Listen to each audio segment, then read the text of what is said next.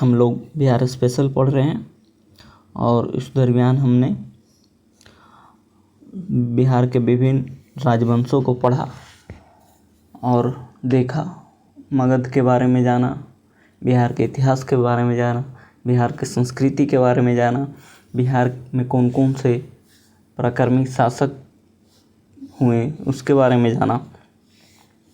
आज हम बौद्ध धर्म के बारे में डिटेल से पढ़ेंगे, सटीक और सारगर्भिक तरीके से पढ़ेंगे और वही पॉइंट पढ़ेंगे जो आपको एग्जामिनेशन में हूबहू एग्ज़ाम हॉल में देखने को मिलेगा। तो चलिए हम वीडियो को स्टार्ट करते हैं। बौद्ध धर्म, देखिए बौद्ध धर्म और जैन धर्म का उत्पत्ति होता है ब्राह्मणों को बढ़ते कर्मकांडों को समाप्त करने के लिए। उस समय कर्मकांड चरम सीमा पर पहुंच गया था, इसलिए बौद्ध और जैन धर्म का बिहार में आगमन होता है, बिहार में स्थापना होता है। तो आज हम लोग बौद्ध धर्म के बारे में पढ़ेंगे और अगले वीडियो में जैन धर्म के बारे में पढ़ेंगे और एक वीडियो आएगा जो मैप और डायग्राम के साथ आएगा, जो आपको एग्जामिनेशन हॉल में मतलब जो आपको याद करने में आसान कर देगा अनेक चीज़ों को, वो लास्ट में आएगा। दोनों को मर्ज करके हम एक डायग्राम फिगर के माध्यम से एक आपके सामने प्रस्तुत करेंगे, जैसे हम हर एक वीडियो में देख रहे हैं, हर एक चैप्टर में देख रहे हैं, उसी तरह से करेंगे। तो हम आज बौद्ध धर्म स्टार्ट करते हैं। तो बौद्ध धर्म के संस्थापक कौन थे? तो गौतम बुद्ध थे। इन्हें लाइट ऑफ एशिया भी बोला जाता है। तो लाइट ऑफ एशिया किन को बोला जाता है? तो गौतम बुद्ध को बोला जाता है, समझिए। और एक लाइट ऑफ एशिया एक बुक है, एडविन अर्नाल्ड ने लिखा है। तो ये दोनों में कन्फ्यूजन दूर रखिएगा। Light of Asia, light of Asia किनको कहा जाता है? तो गौतम बुद्ध को।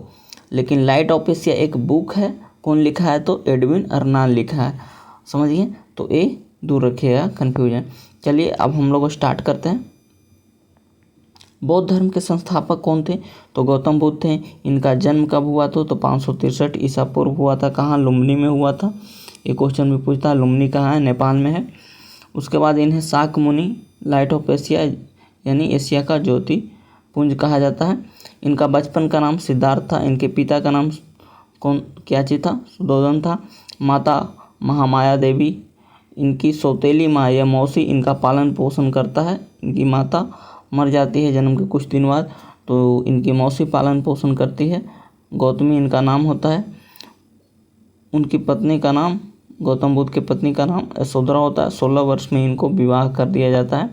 जब ये पैदा लिए थे तो जो भविष्यवाणी करता है वो बोला था कि या तो एक महान चक्रवर्ती सम्राट बनेगा या तो फिर एक महान सन्यासी बनेगा।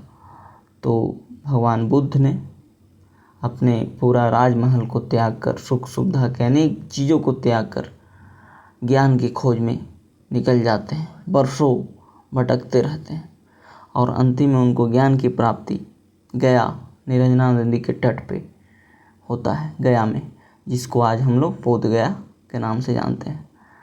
तो वहीं इनको ज्ञान प्राप्त होता है। तो हम लोग डिटेल में पढ़ेंगे। उन्होंने एक दृश्य देखा, उन्होंने 4 दृश्य देखा था बुद्ध ने, और वही 4 दृश्य बुद्ध के जीवन को परिवर्तित कर दिया। एक बूढ़ा व्यक्ति, बीमार व्यक्ति, एक शव, एक सन्यासी, ये 4 ही चीज़ बुद्ध के जीवन को बदल देता है। 4 दृश्य देखने के बाद बुद्ध 29 वर्ष की आयु में अपने गृह को त्याग कर देते हैं।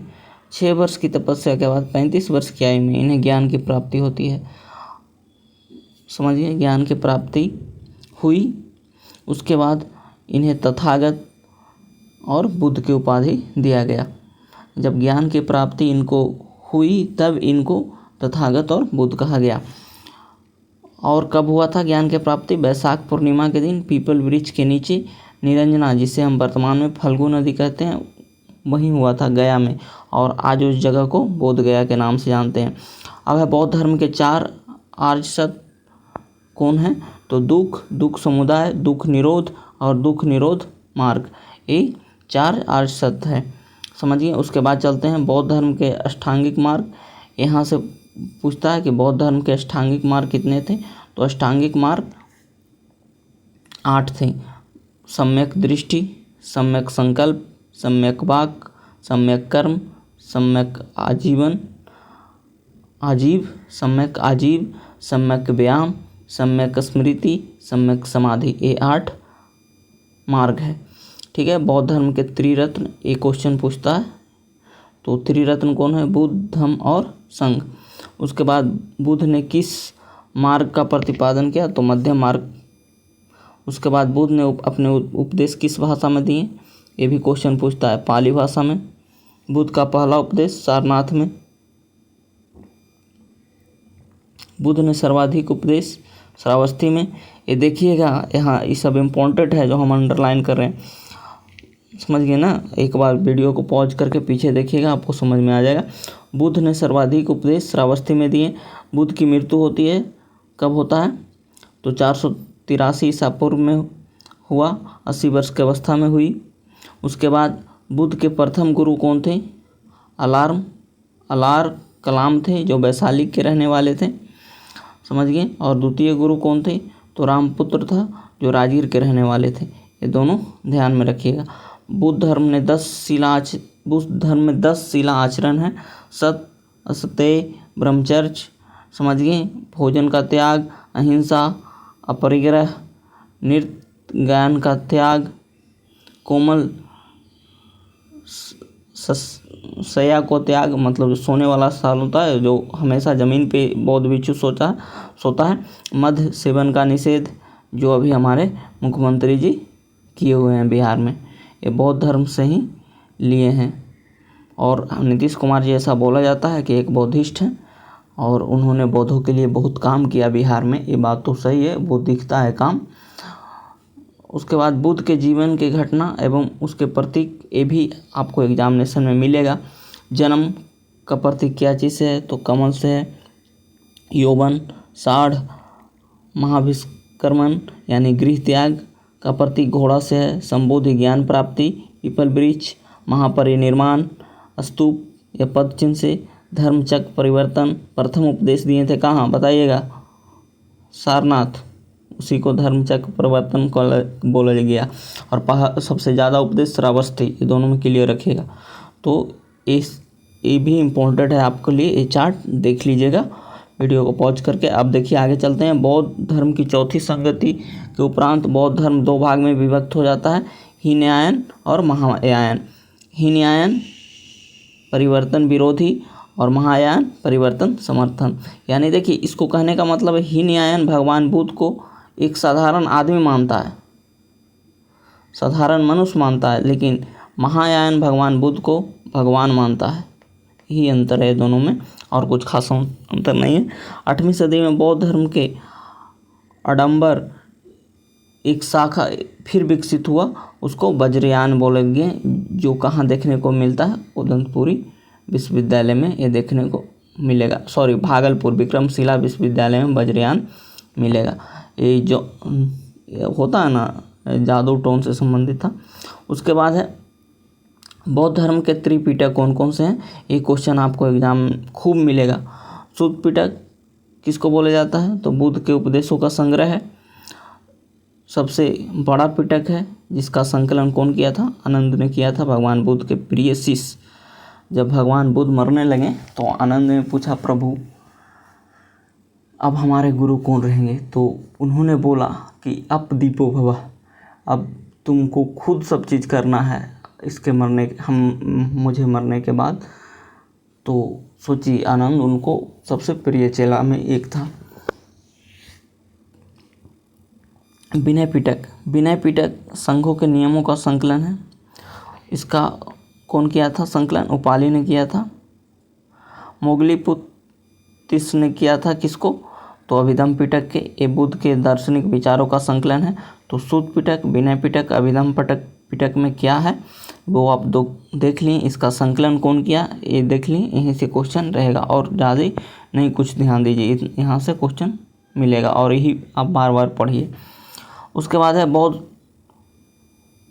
कौन कौन बौद्ध सभा हुआ, तो उसको देखते हैं। तो प्रथम बौद्ध सभा कहाँ हुआ, तो 483 ईसा पूर्व राजगीर में। शासक अजातशत्रु, अध्यक्ष महाकश्यप, और इसकी विशेषता था सुत्त पिटक और विनय पिटक की रचना होता है यहाँ पे। द्वितीय बौद्ध संगति 383 ईसा पूर्व, वैशाली, कालाशोक, ये सब हम पीछे पढ़ चुके हैं, समझ गए। तृतीय बौद्ध संगति पाटलिपुत्र में होता है। कौन अध्यक्ष करता है, ये भी अभिधम पिटक का संकलन होता है, पीछे हम वीडियो में पढ़ चुके हैं। आज आपको हम बौद्ध धर्म से रिलेटेड जो फैक्ट है एग्जाम में वही पढ़ा रहे हैं, और यही पढ़िए, यही एग्जाम में आपको देखने को मिलेगा। तो चौथा बौद्ध संगति कनिष्क के काल में होता है, समझ गए, कनिष्क के काल में होता है। और अश्वघोष जिन्होंने बुद्ध चरित्र की रचना की, ये भी पूछता है बुद्ध चरित्र की रचना किसने की, अश्वघोष ने। वसुमित्र और अश्वघोष अध्यक्षता किए थे। इसमें महायान और हीनयान में बौद्ध धर्म विभाजित हो जाता है। हम महायान हीनयान अभी ऊपर बताएं। बौद्ध धर्म का परम लक्ष्य है निवारण की प्राप्ति। बुद्ध के पूर्ण जन्म की कथा जातक में है।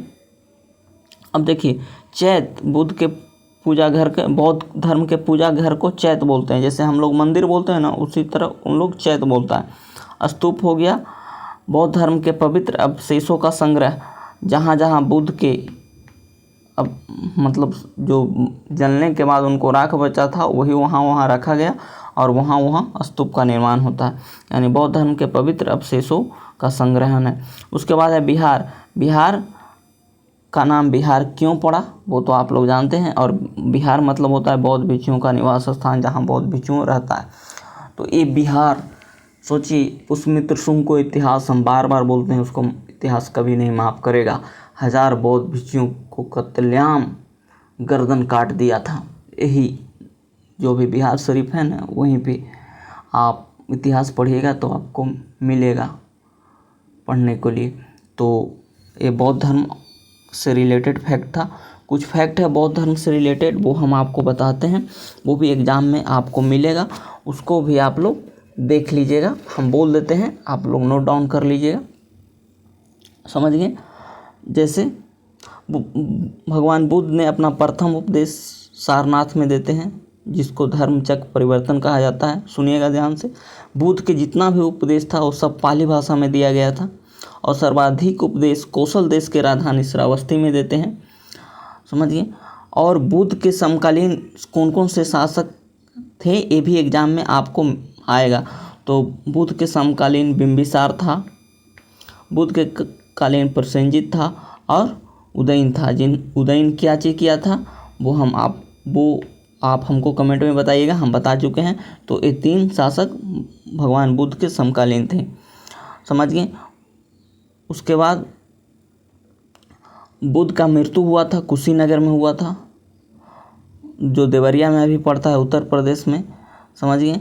और यहीं पे बौद्ध धर्म, यही जब मृत्यु हुआ उसी को महापरिनिर्वाण बोला गया, समझ गए। और बुद्ध के मृत्यु के बाद इनके शरीरों को जो अवशेष बचा 8 जगहों पे रखा गया, और 8 स्तूपों का निर्माण होता है।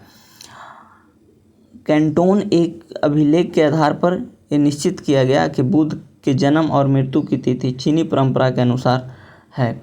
उसके बाद है बौद्ध धर्म के बारे में तो जानेंगे, 3 गो पिटक है, तीनों पिटक के बारे में हम बता दिए। बौद्ध धर्म मूलतः अनीश्वरवादी है, इसमें आत्मा की परिकल्पना नहीं होता है, समझ गए। लेकिन पूर्ण जन्म बौद्ध और जैन दोनों मानता है। तो पूर्ण जन्म, एक क्वेश्चन हम बता रहे हैं, ये पूछा है, पूर्ण जन्म दोनों मानता है, लेकिन बौद्ध अनीश्वरवादी हैं, इसमें आत्मा का परिकल्पना नहीं किया गया है, समझ गए। विश्व दुखों से भरा है, ये बुद्ध ने उपनिषद से लिया था इस शब्द, समझ गए। तो बौद्ध सभाएं हम लोग पढ़ लिए। बौद्ध धर्म के 3 रत्न था वो भी पढ़ लिए, बुद्ध धर्म और संघ, समझ गए।